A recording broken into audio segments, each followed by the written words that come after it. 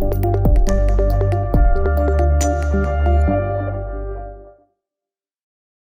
everyone, welcome to this budget special episode of TUI Business Bites. Today we have with us Ranin Banerjee. He's partner and leader economic advisory services at PwC India. Hi Ranin. Hello. Hi, so this is a big budget impact talk and I'm going to ask you 10 very quick questions to help decode the budget for us. So first up, what is your biggest takeaway? The biggest takeaway is the huge capex boost that is being given to the economy. A 33% increase, taking it to $10 trillion. Now, This is going to debottleneck the economy and is going to bring in efficiencies as well as create jobs. So you're talking about jobs, and that's my next question, that what has been done for employment? So for employment, if we look at, one is that we have this capex going into infrastructure sector and primarily into railways and roads, which are big job generators. Besides that, there is a huge allocation increase in the Grameen Prime Minister Awas Yojana. And in that, the housing and the construction boom that will happen in the rural sector, that is also going to give a boost to jobs. Besides that, the self-help groups and the support to the self-help groups that have been envisaged under this, and the Unity malls in which the artisans can showcase their work. Now, that has a supply chain of its own, even in these smaller micro enterprises, and that is also going to give a job boost. Okay. And do startups and MSMEs have a reason to cheer? MSMEs, of course, have a reason to cheer because the credit guarantee scheme that was there for them, that has been extended by a year. Additional corpus has been put into it, so therefore more credit will be available to the MSMEs. The composition or the presumptive taxation that has been allowed, the turnover limit for that has been increased to 3 crores. Now that makes life easier for MSMEs. And of course, there's a lot of support for market access, marketing, etc. that is being provided to them. So that is also going to give a cheer to the MSMEs. Okay, from a corporate standpoint, is it easier to do business now?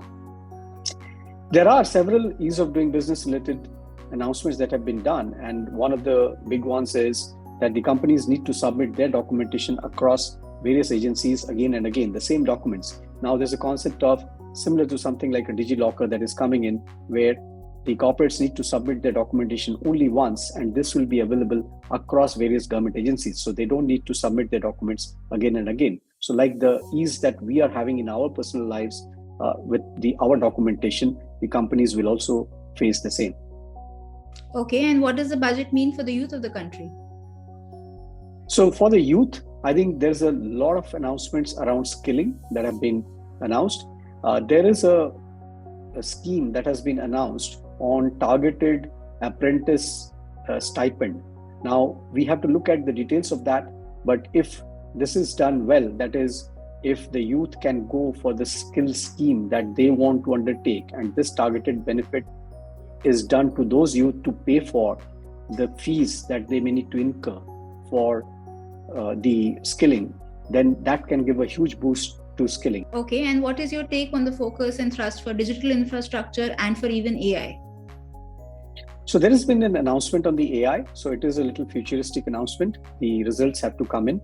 We all know that AI for development is a big area. A lot of organizations are looking at utilizing AI to look at the huge amount of data and information that government generates. The government has the maximum amount of data on transaction data, and it can use AI to have insights to better plan and better implement schemes and more targeted schemes. Therefore, not only from a development perspective, but AI for even businesses, it may help businesses if the ecosystem of AI is developed in the country. Okay, and what about this conscious push towards moving towards green energy? So green energy is an imperative on two fronts. One is that, yes, we have to grow sustainably because we can't be polluting more. That is one. Second is that we are highly dependent on import of oil.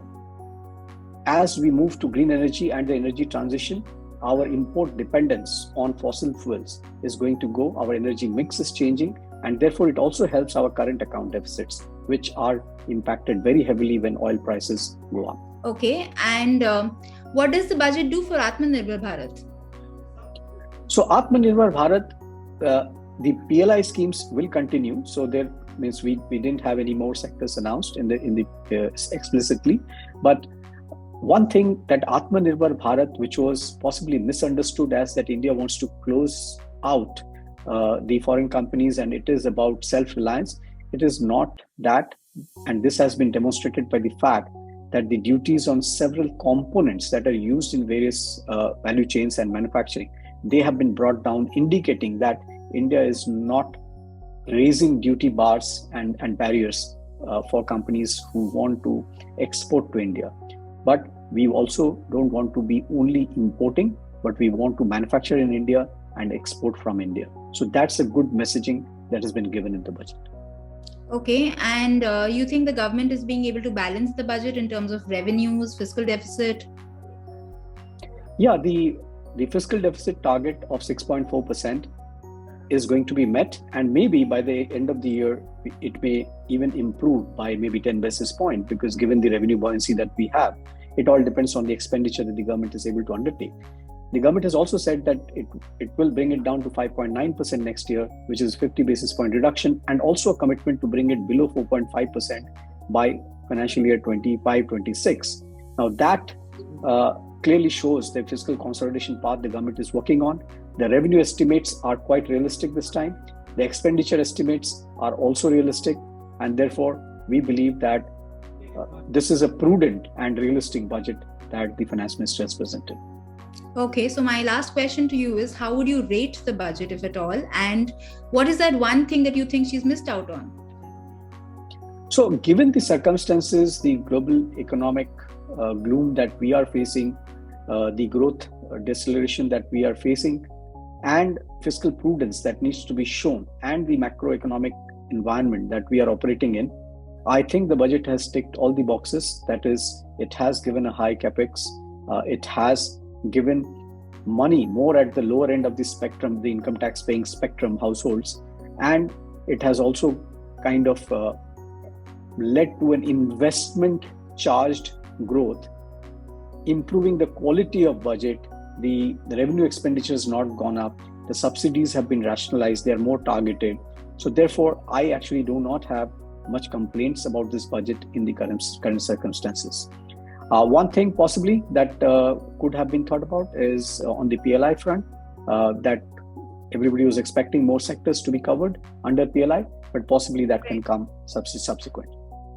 Okay, great. Thanks, Rane. Let's hope that this budget is able to keep India on the stable growth path and we are able to even head towards higher growth in the future. Thank you.